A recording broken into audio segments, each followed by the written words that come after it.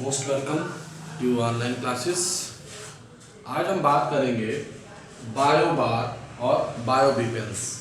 तो बेसिकली अगर देखा जाए तो युद्ध होते हैं, सेनाओं के बीच में होते हैं, उसमें मिसाइल्स हैं, गन्स हैं, तोपें हैं, बहुत सारे एयर गन्स हैं, जहाज हैं, बहुत सारी चीज़ें यूज होती हैं। लेकिन एक इसके अलावा एक अलग तरीके का युद्ध होता है।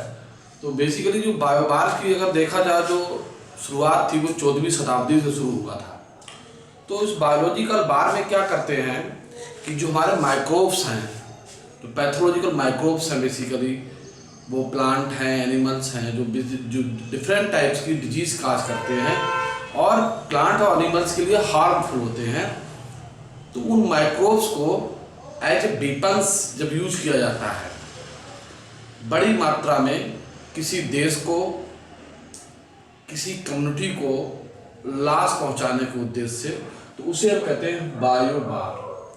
तो बायोबार जो है अभी लेटेस्ट समय में 2001 के समय में तालिबान के द्वारा युद्ध शुरू किया गया था। तो बेसिकली बायोबार के थ्रू क्या करते थे, एक लोगों में, पब्लिक में भय उत्पन्न करते थे, जिसको कार में बायो टेररिज्म या बायो टेररिस्ट कहा गया था। उसके बाद बायोलॉजिकल हथियार के रखने के जुर्म में ही इराक पे हमला करा गया था, उसको नष्ट कर दिया गया है। तो बोले बेसिकली जो माइक्रोब्स होते हैं, जो बैक्टीरिया हैं, वायरस हैं, फंजाई हैं, जो ह्यूमन में बेसिकली डिजीज क्रिएट कर सकते हैं बहुत तेजी से। तो उन माइक्रोब्स को, उन पैथोजेंस को लेबोरेटरी के अंदर ग्रो कराया जाता है, कल्टीवेट कराया जाता है और उनको स्टोर किया जाता है। स्टोर करने के बाद उनको जब स्टोर हो जाता है तो उनको फिर युद्ध के समय उनको यूज किया जाता है। इसलिए उन जो माइक्रोब्स हैं बेसिकली, तो उन माइक्रोब्स के लिए कहा जाता है वेपन्स, बायो वेपन्स या जैविक हथियार।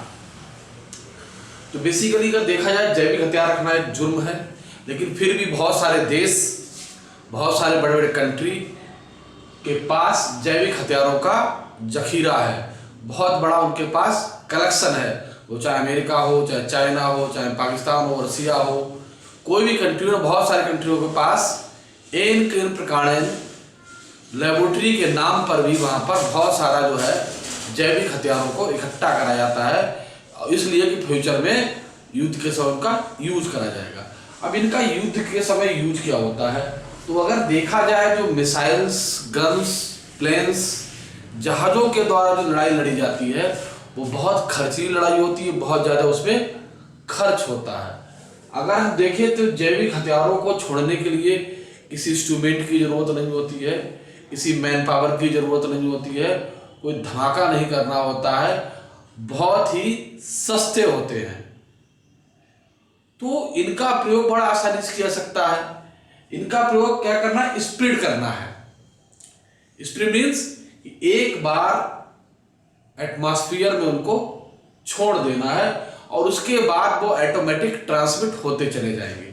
अब होता क्या, किसी से युद्ध चल रहा है, युद्ध के बीच में पता चला जहाँ पर हमारे सैनिक कैंट बोर्ड है या कैंट एरिया है जहाँ आर्मी रहती है, उसके बीच से कोई नदी होके जा रही है, उस नदी में कोई हमने वायरस छोड़ दिया, कोई दूसरे प्रोटोजोन्स छोड़ दिए जो हमें पेचिस कर सकता है, जिंजीबिलिस कर सकता है, या बहुत सारे जो हम बताए, प्लेग है, एंथ्रेक्स है, स्मॉल पॉक्स है, यानी किसी तरीके की डिजीज काज कर सकता है, समझ को खुजली काज कर सकता है। अब वो आर्मी की वो उस वाटर की सप्लाई कहाँ होगी, आर्मी कैंप को हो रही होगी। तो जो जो वो वाटर पिएगा उससे वो इन्फेक्टेड हो जाएगा। जो हमारी आर्मी इन्फेक्टेड हो जाएगी तो जिस आर्मी को युद्ध पे लगाना चाहिए वो आर्मी क्या होगी, डिस्टर्ब हो जाएगी और फिर उसके लिए मेडिकल सेवा देनी पड़ेगी और युद्ध की तरफ डिस्टर्बेंस हो जाएगा। दूसरा उसके साथ साथ अभी हम देखते हैं कि 2001 के समथिंग एंथ्रेक्स फैला था। तो एंथ्रेक्स कुछ नहीं, वो चिट्ठी से भेज रहे थे, पाउडर फार्म में भेज रहे थे और आदमी से क्या हो रहा था, सीधे इन्फेक्टेड होकर मर जा रहा था, बहुत सारा लॉस। तो जो विशेषकर जो दुश्मन देश होते हैं उनका उद्देश्य होता है बड़े लेवल पर जन हानि करना, और उससे क्या होता है, जो बायोलॉजिकल वेपन्स होते हैं लोगों को पता ही नहीं होता कि बीमार क्यों हो रहे होते हैं, तो उसको कंट्रोल करने में बहुत सारा समय लगता है और काफी मामलों में क्या होती है, डेथ हो जाती है और जल्दी चीजें डेवलप, मेडिसिन डेवलप नहीं हो पाती है। और इस समय हमेशा काम चलता रहता है बायो पीपल्स पे, कौन सा वायरस या बैक्टीरिया या फंजाई जो है या कौन सा ऐसा है माइक्रोब्स है जो बहुत ज़्यादा हार्मफुल होता है, तो उनको कलेक्शन फार्म में रखा जाता है युद्ध के लिए। युद्ध के समय उनको जो है प्रयोग किया जाता है। तो सबसे पहला हमारा है प्लेग। तो प्लेग बेसिकली क्या है, एक बैक्टीरिया है जिसे पास्चुरेला पेस्टिस या यार्सीनिया पेस्टिस से फैलता है और इसको 14वीं सदी में फैला था। उससे बहुत बड़ी मात्रा में डेथ हुई थी, बहुत सारे लोग मरे थे उस समय। तो उसमें क्या था, जो बैक्टीरिया जो था इसके सिम्टम्स क्या होते हैं, जैसे इसका इन्फेक्शन होगा स्प्रेड होता है ड्रॉपलेट्स द्वारा। खांसी सीजनिंग होती है कि जो हमारी खांसी आती है तो हमारी नाक से मुंह से बहुत सारे वाटर की ड्रॉपलेट्स निकलती है और ड्रॉपलेट्स में क्या होता है बैक्टीरिया होता है, उसका एंडोस्पोर होता है। वो बैक्टीरिया क्या करता है डस्ट पार्टिकल के साथ मिलकर दूसरी जगह ट्रांसमिट हो जाएगा, जो भी हमारे आसपास होगा उस पर ट्रांसफर हो जाएगा, उसको इन्फेक्टेड कर देगा। तो उसमें क्या होता था, जो सिम्टम्स बेसिकली क्या है, फीवर है, कफ है, ब्लड सिम्टम्स है और इनके थ्रू धीरे क्या होता है, धीरे धीरे ये इन्फेक्टेड कर देगा, उससे आदमी मर जाएगा। और जो फीवर कफ है ये बहुत तेजी से स्प्रेड करता है और आदमी की डेथ हो जाती है। तो 14वीं शताब्दी के आसपास में बहुत पूरे वर्ल्ड में फैला था और उससे बहुत सारी डेथ हो गई थी। उसका उसके लिए वैक्सीन बनाई गई थी। बेसिकली जो प्लेग का जो वायरस बैक्टीरिया है ये चूहा वगैरह पर, चूहा है, सीप है, माउस है, रैबिट्स है, इनमें ज्यादा मिलता है। फिर हमारा आता है स्मॉल पॉक्स, ये वायरोला वायरस से फैलता है, डीएनए कंटेनिंग वायरस है। इसके सिम्टम क्या, red rashes lacks body with in lacks few rashes turn to the pus filled blast. तो स्मॉल पॉक्स को तो हम कहते हैं, अगर लोकल भाषा में कहा जाता है बड़ी माता छोटी माता। तो उसमें सबसे पहले क्या होता है कि आपको फीवर आना शुरू होगा और आपके मुंह के अंदर और गले के अंदर क्या होंगे, छाले पड़ जाएंगे, बड़े बड़े छाले, फिर लेग्स में आ जाएंगे, फिर पेट पे आएंगे, पूरे शरीर में। और वो जो छाले पड़ जाएंगे इस कारण फल का, और उनमें कुछ देर बाद देखेंगे पहले वो रेड रेड होते हैं, उसके बाद पस बनना शुरू हो जाता है, उसके बाद वो फट जाते हैं और बहुत पीड़ा होती है, बहुत दर्द होता है, जलन मचती है, बहुत तेज बुखार रहता है। उस समय स्थिति होती है कि जो भी इन्फेक्टेड होता है वो 1 से 30 से 40 दिन के लिए हॉस्पिटलाइज हो जाता है। तो जिस समय ये फैलना शुरू हुआ था उसमें इसकी वैक्सीन वगैरह नहीं थी, तो वैक्सीन बाद में लगाई जाती थी, लेकिन 1970 में वैक्सीन बन गई थी, उसका बड़े लेवल पर ट्रीटमेंट हुआ। अब इसका कम इन्फेक्शन, लेकिन अभी भी ये जिसको इन्फेक्टेड करता है तो ये धीरे धीरे बॉडी के अंदर जो इम्यून पावर डेवलप होती है उसी से ठीक होता है। वैक्सीन बन गई है इसकी भी, तो ये भी बहुत हार्मफुल होता है, इसके इन्फेक्शन से बहुत तेजी से आगे इन्फेक्ट होता है। बहुत क्या होता है इसमें, इस सबसे पहले क्या होता है कि आपकी इम्यून पावर जो होती है वो लॉस हो जाती है, इम्यून पावर खत्म हो जाती है, क्योंकि आपके गले में होगा, थ्रोट्स में होगा, खाना पीना बंद हो जाएगा, आप पूरी तरीके से बेकार हो जाएगा, आपका शरीर फेलियर हो जाएगा, किसी तरह काम का ही नहीं बचेगा।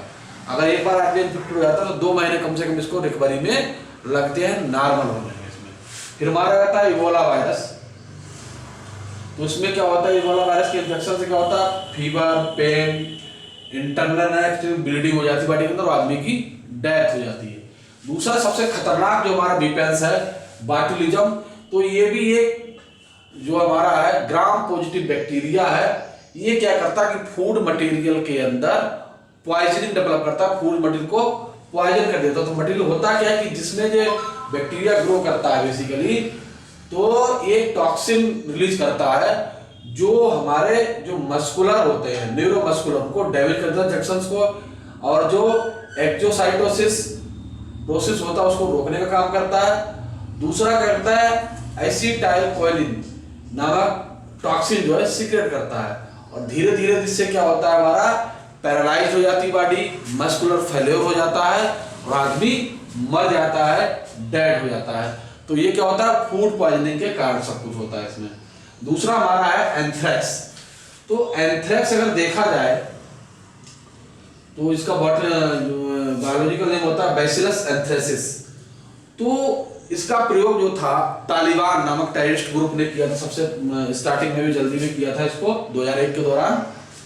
और इसमें क्या होता है, ये बॉडी का कट है कहीं से या दूसरे की ओपनिंग है जो इंटरनल तक जा सकती है, उसके थ्रू ये हमारी बॉडी के अंदर एंटर करेगा और इसके सिम्टम्स तो 1 से 2 दिन में अपीयर दिखाई दे सकते हैं। तो उससे पहले क्या होगा, नशा बेहोशी आ जाएगी, इंटेस्टाइनल कंप्लेनिंग होगा, बम्टिंग शुरू हो जाएगी, फीवर आएगा, डायरिया होगा, एब्डोमेनल फीवर होगा। तो बेसिकली जो एंथ्रेक्सिस जो है 3 तरीके के हमारे इन्फेक्शन डेवलप करता है, 3 स्टेज के होते हैं, क्यूटेनियस, गैस्ट्रनल, पल्मोनरी। तो क्यूटेनियस के जो सिम्टम्स होते हैं वो आपकी स्किन पर दिखाई पड़ेंगे, फफोले पड़ जाएंगे, स्पॉट पड़ जाएंगे, रेडिस। गैस्ट्रनल इंटेस्टाइनल प्रॉब्लम शुरू करेगा, डायरिया वगैरह आपकी होगी, फीवर होगा, एब्डोमेन में पेन स्टार्ट हो जाएगा। पल्मोनरी में क्या होगा, फ्लू हो जाएगा, फीवर हो जाएगा, ब्रीथिंग में डिफिकल्टी होगी, सांस लेने में दिक्कत आएगी, और धीरे धीरे क्या होगा, आप मर जाएंगे, आपको और दूसरी प्रॉब्लम्स हो जाएंगी, बहुत सी चीज दिक्कतें हो जाएंगी। तो ये बेसिकली देखा जाए, हमने बताया था कि प्लेग है, प्लेग से देखा जाए जो हमारे सिम्टम्स है वो निमोनिया लाइक सिम्टम्स होते हैं, आपके लंग्स इन्फेक्टेड मर जाते हैं इसमें लंग्स में। तो इस तरीके से देखा जाए, ये इसके अलावा बहुत सारे माइक्रोब्स हैं जिनका प्रयोग जो है बायोलॉजिकल बीपेंस के रूप में किया जाता है, जैसे वर्तमान समय में चल रहा है हमारा कोविड-19। तो अगर देखा जाए ये पैंडेमिक महामारी ऐसे ही नहीं बनी, इसका प्रयोग जो है अलग तरीके से किया गया और पूरे वर्ल्ड में स्प्रेड होगा, जिससे बहुत बड़ी जनहानि होने की संभावना है, अभी तो लोग भी चल रहा है। तो इस तरीके से जो माइक्रोब्स है इनका प्रयोग जो है बायोलॉजिकल वीपन्स में किया जाता है, पता भी नहीं चलता, और लोगों को दूसरे देशों को बहुत बड़ी जनहानि, आर्थिक हानि और बहुत तरीके के इंफ्रास्ट्रक्चर जैसी चीजें डिस्टर्ब होती हैं और देश के देश बर्बाद हो जाते हैं। तो इन माइक्रोब्स का प्रयोग हम हथियार के रूप में करते हैं, दूसरे देशों को जनहानि, आर्थिक हानि के पहुंचाने के लिए किया जाता है। तो यही जो हमारे माइक्रोब्स है क्या कहलाते हैं, जैविक हथियार या बायो वीपन्स कहलाते हैं। तो मोस्टली बायो वीपन्स के रूप में कौन कौन से माइक्रोब्स का यूज किया जाता है, ये मोस्टली एग्जाम्स में पूछा जाता है। तो उसमें हम देख सकते हैं कि प्लेग का भी जो है पेस्टिलिला पेस्टिस या सीनिया पेस्टिस, इसका प्रयोग करते हैं हम वीपन्स के रूप में।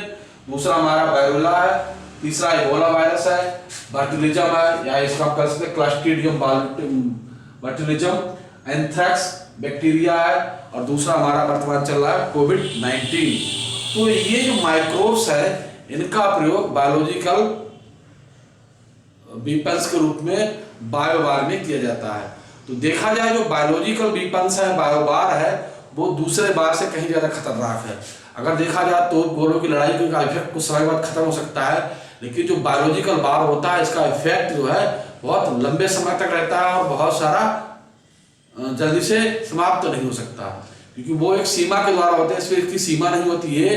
एनिमल्स में, दूसरे एनिमल्स में, ह्यूमन में एक थ्रो स्प्रेड होता रहता है। जैसे एंथ्रेक्स की बात करें तो एंथ्रेक्स बेसिकली क्या होता है, सीप है, गोट है, इनसे होता है, और इसके थ्रू क्या होता है, डायरेक्ट जो है ह्यूमन में ट्रांसफर हो जाता है।